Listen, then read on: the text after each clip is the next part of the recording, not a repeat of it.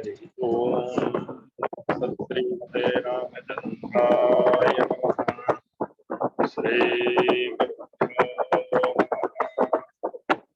सर्वगुरुभ्यो नमः।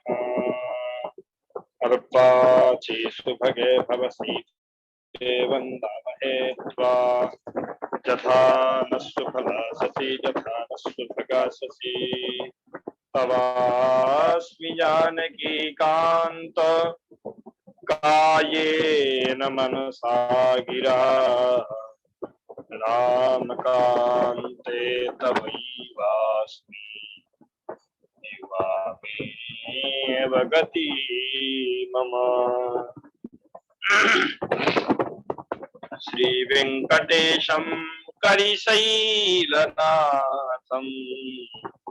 श्रीदेवराजं घटिकात्रिशङ्खं कृष्णेन साकं यतिराजमीडे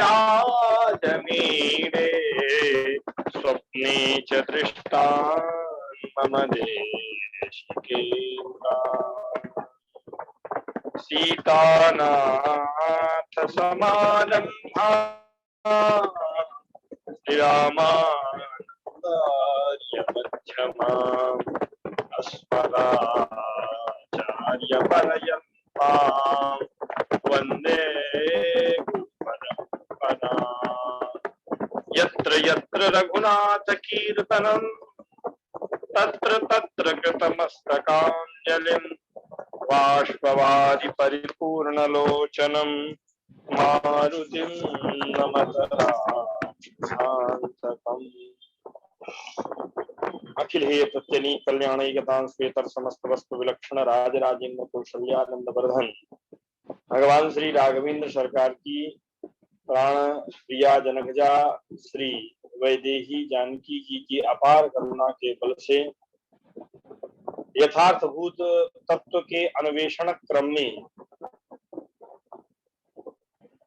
यतीन्द्र मध्य दीपिका ग्रंथ का आश्रय ग्रहण करते हुए जीव निरूपण में ग्रंथकार प्रस्तुत है। जीव का क्या स्वरूप हो सकता है, इसी बात को लेकर के ग्रंथकार के शब्दों में कल हमने यह चर्चा की थी कि वस्तुतः जीव का स्वरूप क्या है। और उसके बाद अन्य जो कुछ विचारक हैं जिनके यहाँ जैसे किसी ने कहा कि देह आत्मा है, किसी ने कहा कि मन आत्मा है, किसी ने कहा प्राण आत्मा है, किसी ने कहा कि बुद्धि ही आत्मा है अर्थात ज्ञान ही आत्मा है। तो इस प्रकार मानने वालों का खंडन करने हेतु चार्वाक मत में देह, इंद्रिय, मन और प्राण इनका खंडन करने के बाद ही अर्थात बुद्धि अर्थात ज्ञान, ज्ञान ही आत्मा है ऐसा मानने वाले जो बौद्ध और अद्वैत वेदांत में जो यह परंपरा स्वीकार की जाती है, ग्रंथकार उसका खंडन करते हुए सिद्धांत की बात केवल कहते हैं कि यह जो है आत्मा नहीं हो सकता है। हम लोगों ने देह कैसे आत्मा नहीं है, इंद्री कैसे आत्मा नहीं है, मन कैसे आत्मा नहीं, प्राण कैसे आत्मा नहीं है, यह इस पर विचार किया और इसके बाद कहा कि जानामि अहम इति प्रतीत्या च मनः प्राण जानेत्या व्यावृत्तः। जानामि मैं जानता हूँ, इस प्रकार की प्रतीति प्रसिद्ध है अर्थात ज्ञानाश्रय की प्रतीति हो रही है। ज्ञान एक भिन्न पदार्थ है, ज्ञानाश्रय आत्मा भिन्न पदार्थ है। तो प्रतीति के ही बल से, प्रतीति के ही प्रमाण से हमें यह स्वीकार करना चाहिए कि आत्मा ज्ञान से व्यतिरिक्त पदार्थ है। बौद्धों ने वस्तुतः कहा क्या कि ज्ञान की संतान ही जो है वह आत्मा है। बौद्धों के यहाँ जो क्षणवाद जो है बौद्धों का है अर्थात उनके यहाँ ज्ञान उत्पन्न होता है, नष्ट होता है, उत्पन्न होता है, नष्ट होता है। वह एक संतान परंपरा बनती है। एक ज्ञान उत्पन्न हुआ, नष्ट होने के काल में दूसरे ज्ञान को प्रकट करता है, वह दूसरा ज्ञान तीसरे ज्ञान को प्रकट करता है, तीसरा ज्ञान चौथे ज्ञान को प्रकट करता है। तो उस प्रकार की प्रतीति वाला जो ज्ञान है उस ज्ञान को ही बौद्धों ने आत्मा स्वीकार किया, क्योंकि ज्ञान देखिए अजड़ है, जड़ पदार्थ नहीं है उनके यहाँ, ज्ञान संतान ही आत्मा है। इसलिए उन्होंने इसको जो है आत्मा के रूप में स्वीकार किया। कैसे जड़ है तो उनके यहाँ कहते हैं कि लोक में भी प्रतीति होती है कि जितने भी ज्ञान घट है, पट है, पुस्तक है, मठ है, कुछ भी है, जो भी पदार्थ हैं वे सारे के सारे जड़ होते हैं और इनसे विलक्षण अलग जो है ज्ञान एक अजड़ पदार्थ होता है। इसी को ही आत्मा मानना चाहिए। अजड़ होने के कारण क्या बताते हैं?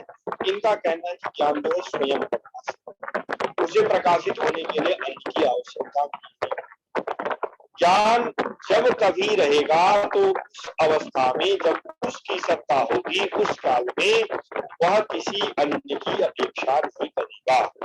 उसके प्रकाश के लिए, उसकी सत्ता को स्थापित करने के लिए, उसके स्वरूप का बोध कराने के लिए अन्य किसी की कभी भी किसी भी प्रकार से आवश्यकता नहीं होगी। इस आधार पर यहाँ पर ग्रंथकार ने बौद्धों के मत को खंडित करते हुए यह बात कही कि स्वयं प्रकाश मान करके इसे जो आप कह रहे हैं कि आप ज्ञान ही आत्मा है, यह आपका कहना ठीक नहीं है। और जो उसमें लंबी चर्चा है, बौद्धों के यहाँ बौद्धों के विचार भेद हैं, थोड़ा थोड़ा उनमें भी मतांतर अर्थात सिद्धांत तो वही है, लेकिन विचार करने की जो उनकी शैली है उनमें अलग अलग विधाएं देखी जाती है। इसलिए 4 प्रकार के बौद्धों के मत को जो है स्वीकार किया। अब यहाँ पर इन्होंने और भी कहा कि जब ज्ञान विषय के रूप में परिणत होता है तो उसी पदार्थ के रूप में जैसा वह पदार्थ होगा उसी धर्म वाला हो जाएगा, उसी पदार्थ के रूप में इसका व्यवहार होगा और वह ज्ञान भी उस विषय के रूप में ही हमारे प्रतीति का विषय बनेगा, अर्थात उसका अनुभव होगा। और जैसे देखें आप कि रूप के विषय की चर्चा की जाए, एक विषय को देखें तो रूप के विषय में देखेंगे तो घट है, पट है, मठ है, पुस्तक है, अन्य भी जो कुछ भी आपके इंद्रिय का विषय बन सकते हैं, उन सब में जो देखने का कारण है वह चक्षु है। चाक्षुष प्रत्यक्ष होता है चक्षुरिंद्रिय के कारण। चाक्षुष प्रत्यक्ष होने के कारण उसके कह देते हैं कि चाक्षुषत्व धर्म वाला है, क्योंकि रूप वाला होने के कारण ही घट आदि के रूप में वह परिणत होता है। ज्ञान चक्षुरिंद्रिय का विषय बनकर के घट आदि के रूप में परिणत होने के बाद उसमें यह व्यवहार देखा जाता है। रूप भी चाक्षुष है, वह पदार्थ भी चाक्षुष है जिसका ज्ञान हो रहा, और रूप भी चाक्षुष है। तो दोनों के चाक्षुष होने के कारण चाक्षुषत्व धर्म का व्यवहार उन रूपों में किया जाएगा। और इसीलिए बौद्धों ने वहां पर ज्ञाता और ज्ञेय इन दोनों को लेकर के कहा कि ज्ञान का जो विषय है अर्थात जो भी पदार्थ बन रहा है उसे कहेंगे ज्ञेय। उस ज्ञेय से भिन्न जो ज्ञाता अर्थात जो ज्ञान का आश्रय बन रहा है, कहा कि आपको एक ज्ञेय पदार्थ मानिए, दूसरा ज्ञाता मानिए, तो इसमें बहुत गौरव है। कैसे गौरव है? तो कहा कि ज्ञाता को आत्मा मानने के बाद ज्ञान की भी स्वतंत्र रूप से सत्ता स्वीकार करनी पड़ेगी। इसलिए आप जो है ज्ञाता को स्वतंत्र न मान करके उससे व्यतिरिक्त, उससे भिन्न आप एक ही ज्ञान को आत्मा मानिए। अथवा जो अहमर्थ की प्रतीति होती है ज्ञान के आश्रय के रूप में, कहा कि यदि आप उसमें मानिएगा कि ज्ञाता और ये अलग अलग दिखाई देते हैं तो वस्तुतः कुछ वहां अलग है ही नहीं। वह प्रतीति केवल एक विशेष कारण से होती है। वह कारण क्या है? तो कहा ज्ञान क्षणिक है, प्रत्येक क्षण में उत्पन्न विनष्ट होता रहता है। और यही संतान परंपरा है। संतान परंपरा के कारण ही यहाँ पर जो पूर्व के ज्ञान की वासना बनी रहती है अथवा अविद्या के कारण ज्ञान में और ज्ञाता में अवास्तविक जो यथार्थभूत भेद है की प्रतीति होती है वहां पर वास्तविक भेद है ही नहीं, स्वयं प्रकाश ज्ञान है, वही परिणत होता है, वही सत्य है।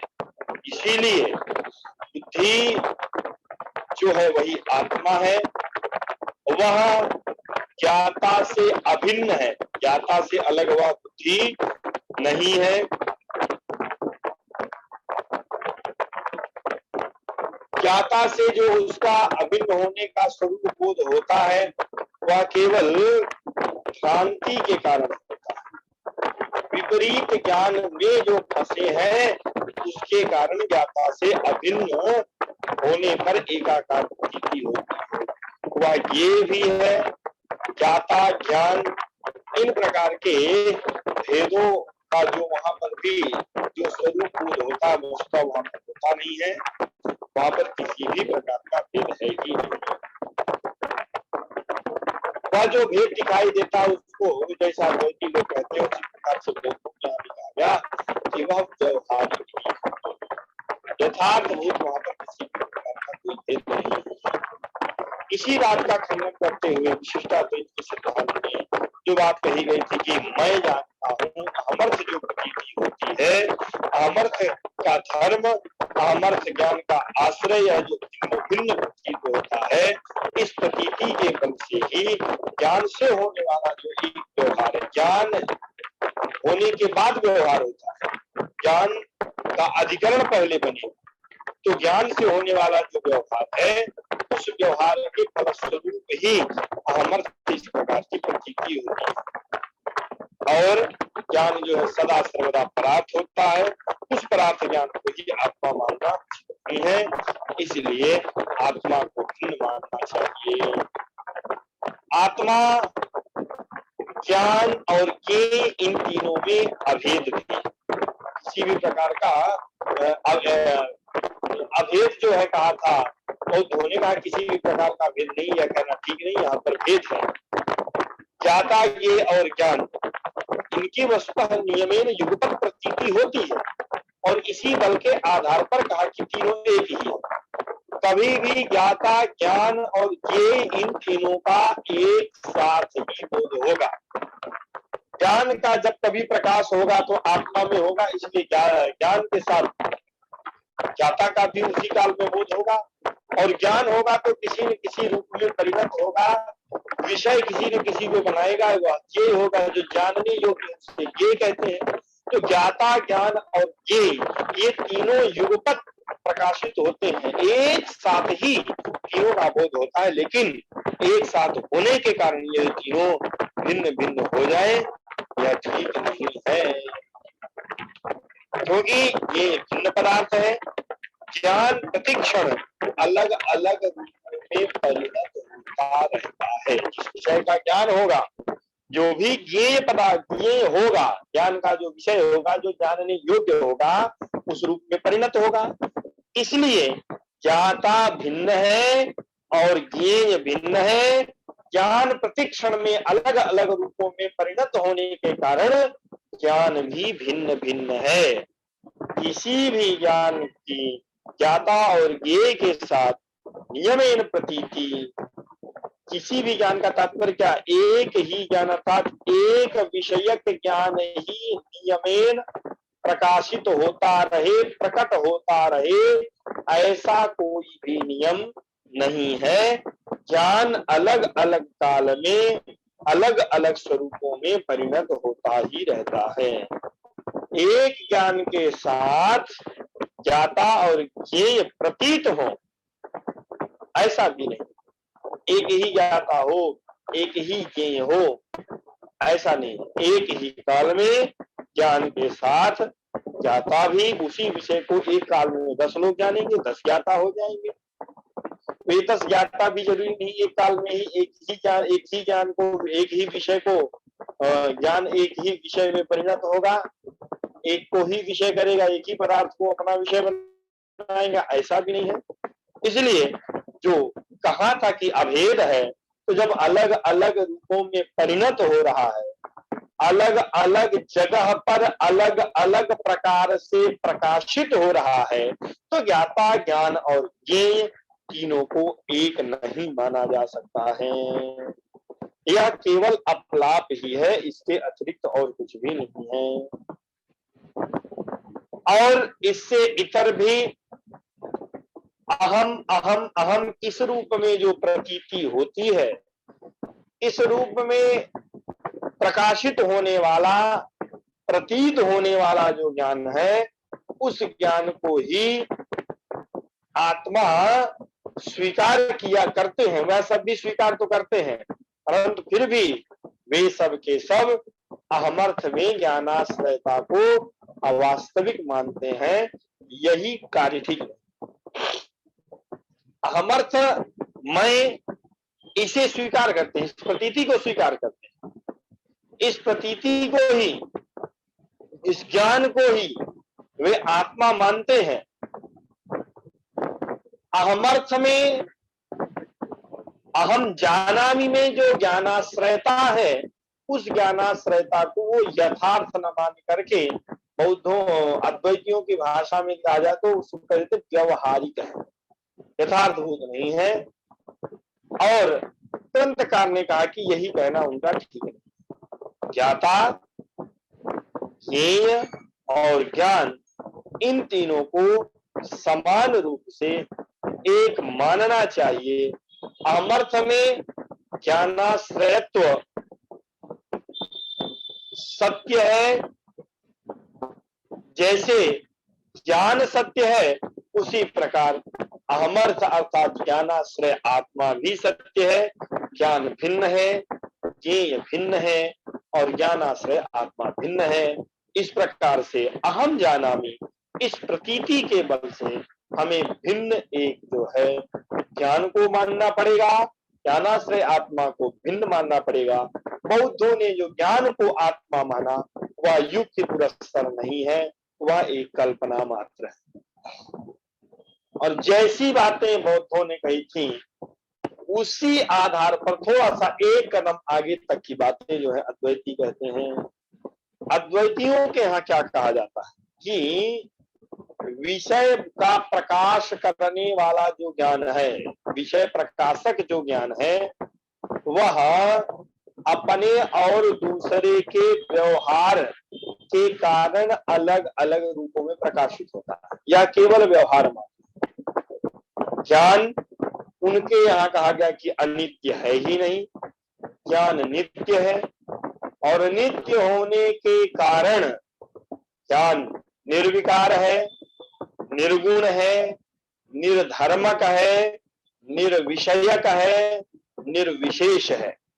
तो भेद रहित, निर्धर्मक, निर्विकार, कूटस्थ, नित्य प्रकाश, एक स्वरूप, एक ही रूप में परिणत ज्ञान है। और वही ज्ञान ही आत्मा है, वही ज्ञान ही परमात्मा है। ज्ञान से भिन्न कुछ भी नहीं होता है। आत्मा परमात्मा ज्ञान से भिन्न है ही नहीं। और इन बातों की चर्चा अद्वैत वेदांत के कई ग्रंथों में स्पष्ट रूप से देखी जाती है। श्रुतियों का अर्थ भी वे इस प्रकार से ही करते हैं। उनका कहना है कि अनुभूति अर्थात जो ज्ञान है वह स्वयं प्रकाश है। स्वयं प्रकाश होने के कारण वह कभी जन्म होता है उसका, ऐसा नहीं कह सकते। वह अजा है, अजा होने के कारण वह नित्य है, अमेय है। अर्थात विधि ज्ञानम, वह ज्ञान तो है लेकिन वो किसी का विषय नहीं बन सकता। वह अविषयक है, बहुत व्यापक है, इसलिए वह किसी का विषय नहीं बन सकता है। उसकी अनुभूति अत्यंत कठिन है। वह अनंत है, आनंद स्वरूप है। यानुभूति रजा में आनंदात्मा आनंद विग्रह महदादि जगन माया चित्र भित्तिम नमामि तम। एक दृष्टांत देते हुए कहा कि जगत रूपी माया चित्र की भित्ति है। यह जो जगत रूपी माया दिखाई दे रही है, यह चित्र पर भित्ति पर बनाए हुए चित्र के समान ही है। जो हमारी अनुभूतियां होती हैं, जो भी हमारे ज्ञान होते हैं, उन्हीं का इस रूप में प्रकाश दिखाई देता है। आरोप उसमें हो जाता है, वस्तुतः ये सब होता ही नहीं जो कुछ भी दिखाई देता। इस प्रकार की जो बातें उन्होंने कहा था, उन्होंने अजड़ मान लिया था, जड़ मान लिया था, और इन्होंने उसे थोड़ा नित्य मान लिया। और नित्य मानने के साथ साथ जो है वहां जो क्षण भंगवाद इत्यादि जो देखा गया था, प्रत्येक क्षण में उत्पन्न नष्ट उत्पन्न से जो देखा गया था, उन सबको न स्वीकार करते, उसी रूप में स्वीकार करते। तो उसी प्रकार से यहाँ पर भी कहा कि बौद्धों से अलग अद्वैतियों की जो विचारधारा है, यह प्रकाश टीकाकार की बात कह रहा हूं, केवल मात्र इतना अंतर है कि बौद्धों से अतिरिक्त कार्य इन्होंने किया कि इन्होंने इसी स्वरूप को, ज्ञान को वैदिकत्व स्वरूप दे दिया, इससे इतर और कुछ नहीं। इन्होंने इसे वैदिक बना दिया बस, बाकी इनकी संपूर्ण विचारधारा वैसी ही है। बौद्ध क्षणिक ज्ञान को आत्मा मानते हैं और अद्वैती उससे अलग स्थिर ज्ञान को आत्मा मानते हैं। ये क्षणवाद स्वीकार नहीं करते हैं, क्षणभंगवाद इनको इष्ट नहीं है। और इतना मानने के बाद जो दोष बौद्ध सम्मत ज्ञानात्मवाद में आता था, वे सारे के सारे दोष अद्वैत सम्मत ज्ञानात्मवाद में आ जाते हैं। यहाँ विज्ञान, ये अज्ञान आश्रय, यह सब जो है इनके यहाँ थोड़ा सा उससे अलग कल्पित मान करके व्यवहार दशा में ही करते हैं, उससे इतर कुछ नहीं मानते। इन्होंने, अद्वैतियों ने विज्ञान को निर्धर्मक, निर्विषयक ऐसा स्वीकार किया, लेकिन विशिष्टाद्वैतियों का कहना है कि कोई भी ज्ञान निर्विषयक होता ही नहीं है। विषय नहीं होगा तो ज्ञान कैसे हो सकता है, ज्ञान कैसे परिणत होगा। हम लोग जब काशी में पढ़ते थे तो गुरु जी कहते थे, पास में कहते थे, वस्तुतः हम जिस सिद्धांत को पढ़ रहे हैं, हमारे सिद्धांत से इस सिद्धांत का कोई मेल नहीं खाता है। इस दृष्टि में यह सिद्धांत हमें इष्ट नहीं, सिद्धांत हे है ऐसा भी हम नहीं कह सकते, हमें इष्ट नहीं है। बस हमें इस बात को लेकर के चर्चा करनी चाहिए, अन्यथा हम सब से भटक जाएंगे। जैसे कि देखिए, एक विषय आजकल बहुत ज्यादा प्रकाश में आ रहा है, ऐसे अचानक मेरे स्मरण में बात आ गई तो मैं कह देता हूँ, इसी से मिलता जुलता, कि यह जो संपूर्ण चर्चा की जा रही केवल इतने अंश में कि हमें यह सिद्धांत समझ में नहीं आता, हमें यह सिद्धांत इष्ट नहीं है, हमें इन ऐसे विषयों, ऐसे विचारकों के बीच में नहीं पड़ना है। हमें अपने सिद्धांत को समझना है, इस दृष्टि से हमें कोई भ्रांत न करने पाए, इसलिए इन विषयों का भी ज्ञान अत्यंत आवश्यक है। हम यदि इन विषयों को नहीं जानेंगे तो हमें कोई अपनी वाक पटुता से, वाक चातुर्य से भ्रमित न कर दे, इसलिए इन विषयों का ज्ञान होना अत्यंत आवश्यक है। जैसे श्रीमद् वाल्मीकि रामायण के विषय में आजकल एक बहुत बड़ा झगड़ा का विषय बन गया है कि इसमें प्रक्षिप्त अंश है कि नहीं है, और उसमें महापुरुषों के सबके अलग अलग विचार हैं, और यह आज का है विवाद का विषय ऐसा नहीं है, बहुत प्राचीन काल से है। आप लोग देखेंगे तो गीता प्रेस से प्रकाशित जो वाल्मीकि रामायण की मूल पोथी है, उस मूल पोथी में भी पारायण के 2 प्रकार बताए गए और पुराणों से संबद्ध दोनों प्रकार बताए गए। एक में जो है युद्ध कांड तक ही पारायण की विधि बताई गई, एक में जो है उत्तर कांड को भी पारायण विधि में ग्रहण किया गया। तो दोनों को देने का तात्पर्य सीधा सीधा है कि यदि देखा जाए तो दोनों पक्षों में विचार किया जा सकता है। एक पक्ष में जैसे देखेंगे, यदि आप विचार करेंगे तो भाई भगवान भी यदि अवतार लेकर के आते हैं तो अवतार लेने के बाद उन्हें कोई न कोई आधार चाहिए, तो इसलिए भगवान किसी न किसी कुल में, किसी न किसी वर्ण में अपना प्रकाश करते हैं, अर्थात वहां पर उनका प्राकट्य होता है। अब प्राकट्य होने के बाद जिस कुल में उनका प्राकट्य हुआ तदनुकूल कुल का भी उनको कुछ ना कुछ तो आचरण करना पड़ेगा। और बहुत सारी ऐसी बातें होती हैं, बहुत सारे ऐसे विचार होते हैं जो काल के आधार पर परंपराओं से लोक में आते हैं। बहुत सारी बातें हमें और आपको अपने कुलाचार से प्राप्त हुई और इस समय काल के आधार पर वही व्यवहार में है। पूर्व काल के महर्षियों का आचरण देखेंगे, उस आचरण की दृष्टि से अभी यह अत्यंत हेय है, फिर भी हमारा आपका आचरण वैसा होता है, वैसा आचरण बनता है, इसलिए हम भी ऐसा आचरण करते हैं।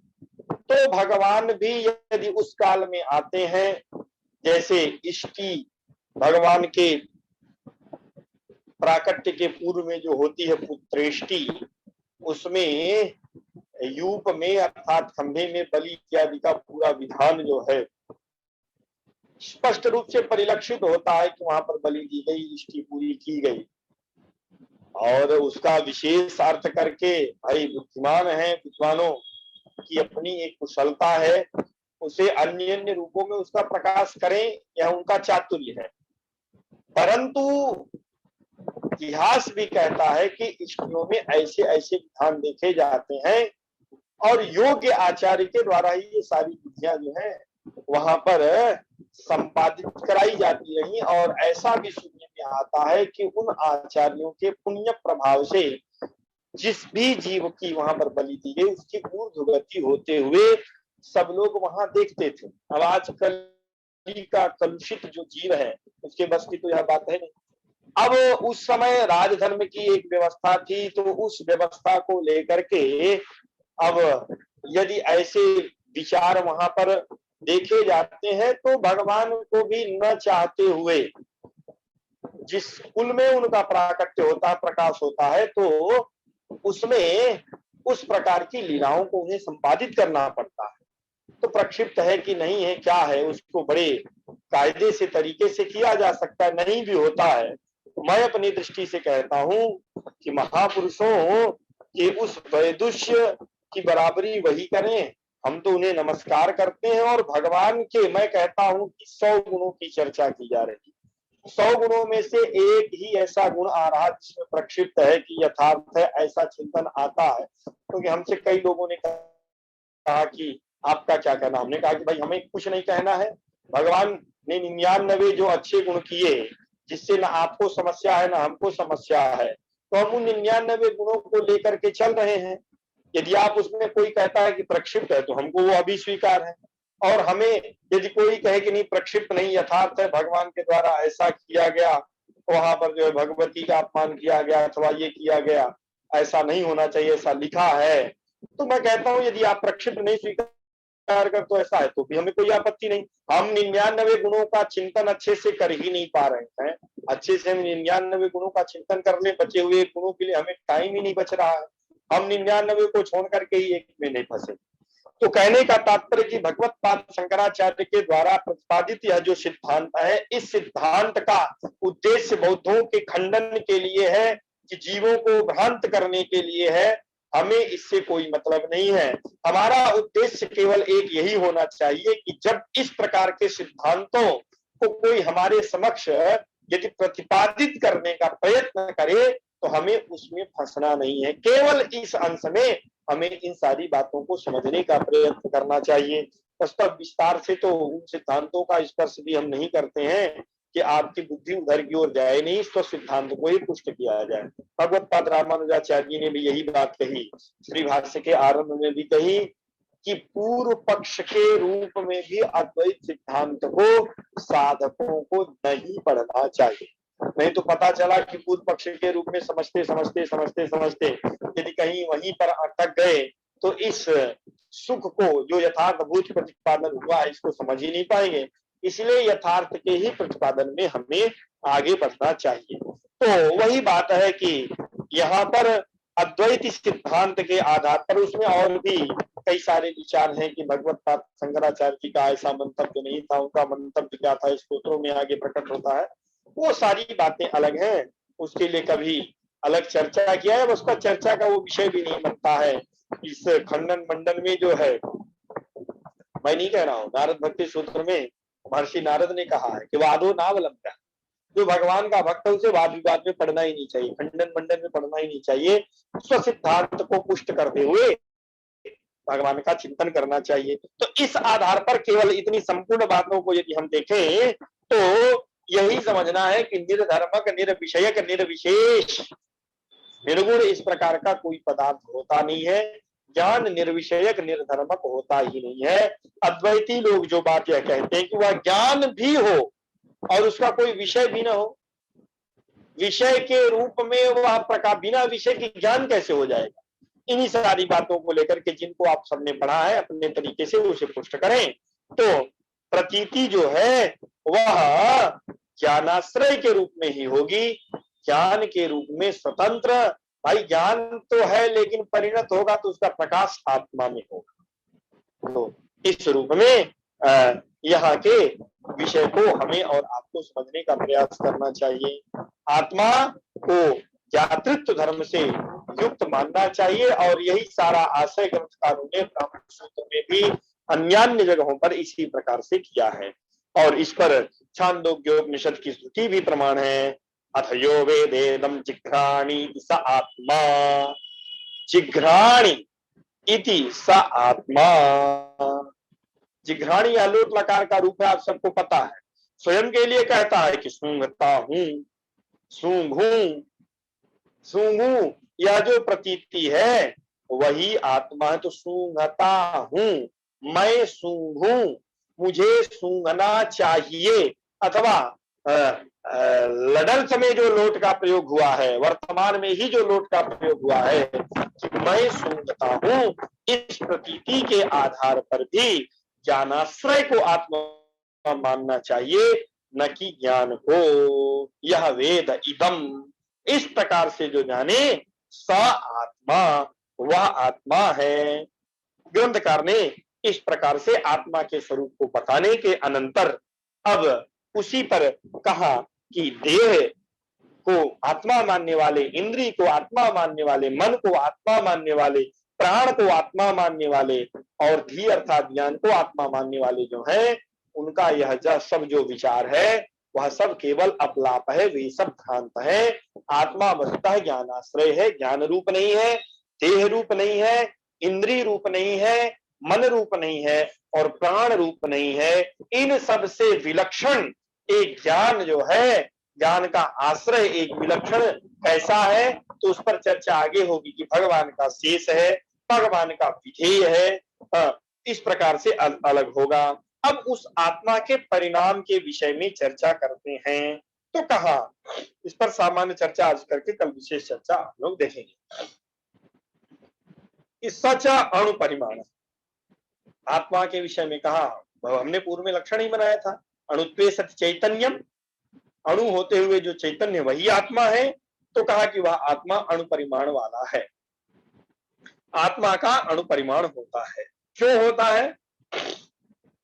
कहा कि ऐसा सुना जाता है, उत्क्रांत्यादि श्रवणात् प्रमाणानुसाराच्च, आत्मा के उत्क्रांति के विषय में सुना जाता है और श्रुतियां भी उसके अणु होने का प्रमाण देती हैं। क्या है? तो कहा एषः अणु आत्मा चेतसा वेदितव्यः यस्मिन् प्राणः पंचधा संविवेश। कहा कि यह जो आत्मा है अणु है, अणु परिमाण वाली है, इसे अणु परिमाण वाला जानना चाहिए। चेतसा कथम? कहा कि चेतसा वेदितव्यः, इसको मन के द्वारा जाना जा सकता है। तृतीया का प्रयोग किया गया, चित्त अर्थात उसी से चेत बनकर के चेतसा, और यह जो है ज्ञान का ही एक परिणाम विशेष है, हम लोगों ने पूर्व में इसकी चर्चा कर ली है। तो कहा इसे मन के द्वारा ही जाना जा सकता है। और इसी में पंचधा, 5 प्रकार से प्राण संविवेश, प्राण, अपान, ज्ञान, उदान, समान, ये जो 5 प्रकार से जो है प्राण इसी आत्मा में रहता है। यह जो चर्चा की गई, तो और इसी बात को जो है ब्रह्म सूत्रकार ने भी स्वीकार किया। कहा कि अणुत्वे युगपत अनेक विषयानुभव कथम इति न शंकनीयम। कहा कि यहाँ पर एक शंका यह हो सकती है कि यदि आत्मा अणु है तो एक ही काल में अनेक विषयों का अनुभव न करे। इतना सूक्ष्म यदि उसका परिमाण है, अणु का तात्पर्य अणु और महान। आप लोग यह बार बार सुन रहे हैं तो इसको स्पष्ट रूप से समझ लीजिए। अणु का तात्पर्य है कि छोटे होने की जो अंतिम सीमा है, जिससे अधिक छोटा नहीं हो सकता है, उसी को अणु कहते हैं। वैज्ञानिकों ने एक बार परमाणु के दो टुकड़े कर दिए। ऐसा हुआ कि इन्होंने परमाणुओं का भी दो भाग कर दिया। अयोध्या में श्री रामचंद्र परमहंस दास जी रहे। परमहंस जी महाराज के नाम से ख्याति थी उनकी। उनसे आकर के पूछा गया विद्वानों के द्वारा कि वैज्ञानिकों ने तो इस प्रकार से दावा किया कि भाई परमाणु के भी हम दो खंड कर दिए हैं, दो भाग में बांट दिए हैं। सरल और सटीक शब्दों में उन्होंने तुरंत यही कहा, क्योंकि बहुत प्रतिभा संपन्न थे, तुरंत जवाब देते थे। कहे कि उन्होंने जो दो खंड किए हैं उसमें से एक खंड के भी वो खंड कर सकते हैं क्या? कहा नहीं, उसका तो खंड अब नहीं कर सकते हैं। कहा कि यही अंतिम अवस्था है, छोटे होने की जो अंतिम अवस्था। वैसे तो शास्त्रों की दृष्टि में इससे भी सूक्ष्माति सूक्ष्म है। बालाग शतभागस्य शतधा कल्पितस्य। एक बाल को लेकर के उसके इस प्रकार में भी इसके जो है टुकड़े टुकड़े ऐसे करते हुए 100 करिए, उसमें एक को लेकर के 100 करिए, तो अकल्पनीय है, कल्पना भी नहीं की जा सकती। फिर भी वैज्ञानिकों की दृष्टि से भी देखें तो इन्होंने अब जिसका ये टुकड़ा नहीं कर सकते हैं, जिसका खंड नहीं कर सकते हैं, सूक्ष्म करने की जो अंतिमावस्था है वही अणु है। इससे इतर कोई अणु नहीं है। तो अणु को आप यही समझिए कि सूक्ष्म अर्थात छोटा अर्थात न्यूनाति न्यून की जो अंतिमावस्था है वही अणु है। तो ये प्रश्न किया कि यदि आप इस प्रकार से कहते हैं कि यह अत्यंत सूक्ष्म है, तो सूक्ष्म होने के कारण जिसका इतना प्रकाश होना ही नहीं चाहिए, एक ही काल में अनेक विषयों का यह अनुभव न कर पावे। आत्मा एक ही काल में हम देखते भी हैं, सुनते भी हैं, लिखते भी हैं, और कई बार ऐसा होता है कि बोलते भी हैं। आप बोलते बोलते पढ़ते भी हैं विषयों में। जैसे देखा जाता है कि श्लोक सामने केवल रखा, श्लोक को देख लिया, देख कुछ और रहे हैं श्लोकों को, बोल कुछ और है, उसका हिंदी में ट्रांसलेट करके कथा इत्यादि में देखा जाता है, और सामने देख किसी और को रहे हैं। उनमें से जो अच्छा समझने वाला श्रोता होगा उसी पर दृष्टि अटक जाती है। तो इस प्रकार से एक ही काल में चाक्षुष भी हो रहा है।